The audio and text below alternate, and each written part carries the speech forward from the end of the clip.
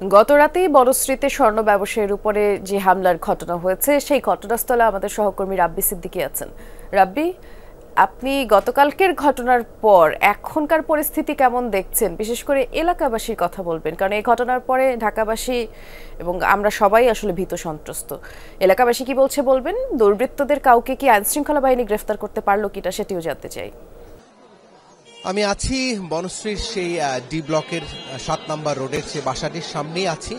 এখানে গতকাল রাতের এই ঘটনায় আসলে উদ্বেগ, উৎকণ্ঠা, আতঙ্ক সবাই কিন্তু সে কথাই বলছেন এবং সেই সাথে স্বজনদের সাথে কথা বলেছিলাম।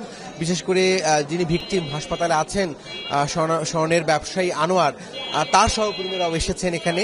একটু যদি দেখাই যে বাড়িটি ঘিরে এই বাড়ির সামনে এই যে গেটটি, এই গেট বন্ধ ছিল, ঠিক এই গেট বন্ধ থাকায় আসলে বাসার সামনেই এই সন্ত্রাসীরা তার কাছ থেকে যে ব্যাগটি, স্বর্ণের যে স্বর্ণালঙ্কার যে ব্যাগটি, যে ব্যাগে 200 ভরি স্বর্ণালঙ্কার ছিল, সেটি কিন্তু একদম বাড়ির সামনে থেকে কিন্তু নিয়ে যায় সন্ত্রাসীরা। এবং এখানে একজন সহকর্মী আছেন, তার স্বজন আছেন, আমরা একটু কথা বলার চেষ্টা করব। আনোয়ার যিনি আছেন, যিনি আহত হয়েছেন, তাকে তো আপনি চিনেন?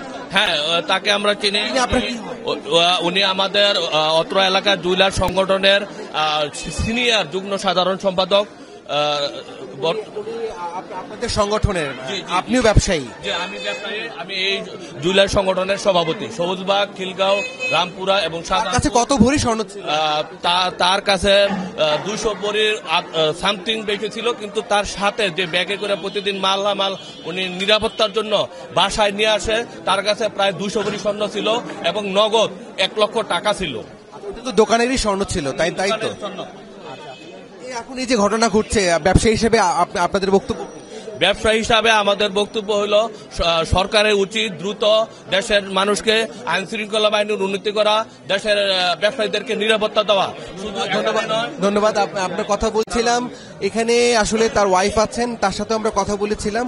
মূলত তারা তো বিচার চাইছেন, যারা দোষী আছেন তাদেরকে গ্রেফতার করতে হবে। সেই সাথে মানুষজন, বিশেষ করে এলাকাবাসী চাইছেন দ্রুত যেন আইন শৃঙ্খলা পরিস্থিতির উন্নতি সবাই চাচ্ছে। ধন্যবাদ রাব্বি, বিস্তারিত জানাচ্ছিলেন আপনি।